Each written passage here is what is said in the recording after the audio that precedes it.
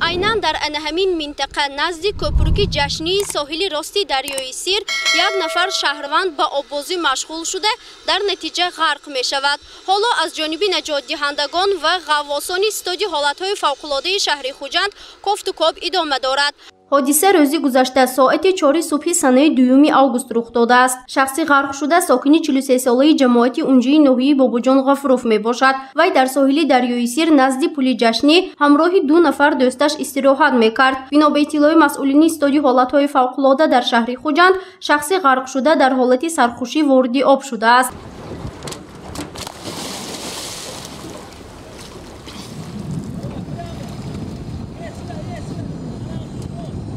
غیر از این موضعی که او با آببازی مشغول می شود منطقه خوفناک بود. محض به اهمیتی و در حالت مستی با آببازی مشغول شدنی وی با مصیبت انجام یافته است. شخصی که حالا در کوفتکو قرار دارد در جای منع شده آببازی کرده از همین سبب غرق شده است. حالا نجات دهندگان ما در اینجا کارهای کوفتکوبی گذرانده ایستادند. خیلی که شما می‌بینید غواصانی ما حالا کار بی‌نتیجه بوده. کوفتکو دوام دارد. наҷотдиҳандагон ва гурӯҳи 4 нафараи ғаввосони истоди ҳолатҳои фавқулода баъди 10 дақиқаи огоҳӣ ба ҷои ҳодиса ҳозир шуда ба кофтукоб оғоз карданд. то ҳол ҷустуҷӯи ҷасади ғарқшуда дар дарёи Сир идома дошта, кор бенатиҷа аст. Прокудин Максим, ғаввоси истоди ҳолатҳои фавқулода, то имрӯз 5 маротиба вориди об шуда ҷасади шахси ғарқшударо аз дарё кофтукоб карда истодааст. вай мегӯяд аз сабаби хира будани оби дарё ва баланд будани қамичҳои зериобӣ ҷустуҷӯи ҷасад то ҷои душвор аст. آب تازه باشد بود خیلی یافتن تیز میشد. آب لیکن خیره میبرم 15-20 منت دم میگیرم با چاپه گشتی میگیرم. بعدی نیست میرسم خیر.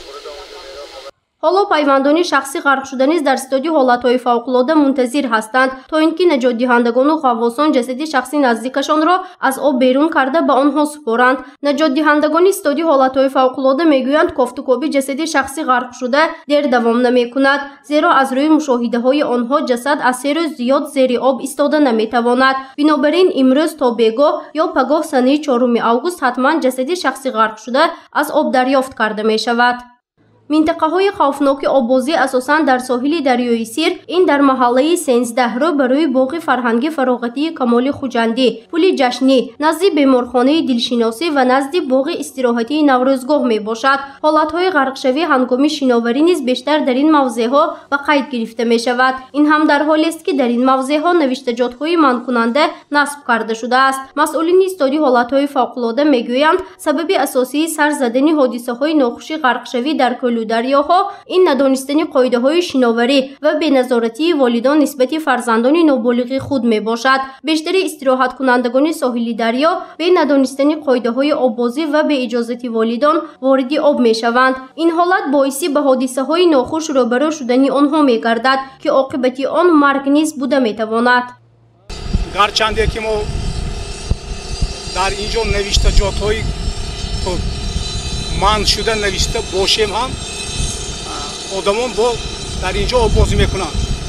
мо ҳар рӯз дар вақти навбатдории патрулӣ онҳоро огоҳ мекунем, мефаҳмонем. онҳо ба суханони мо аҳамият намедиҳанд ва бисёри ҳозир кӯдакон ҳам дар инҷо оббозӣ мекардагӣ шудагӣ, ноболиғон. ба онҳо корҳои фаҳмондидиҳӣ гузаронда истодаем.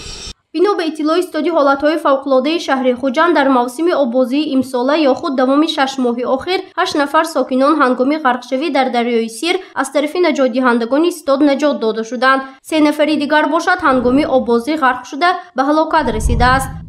гузориши Фарзона Шамсиева, Наимҷон Аюбов барои барномаи иттилоотии Хабар.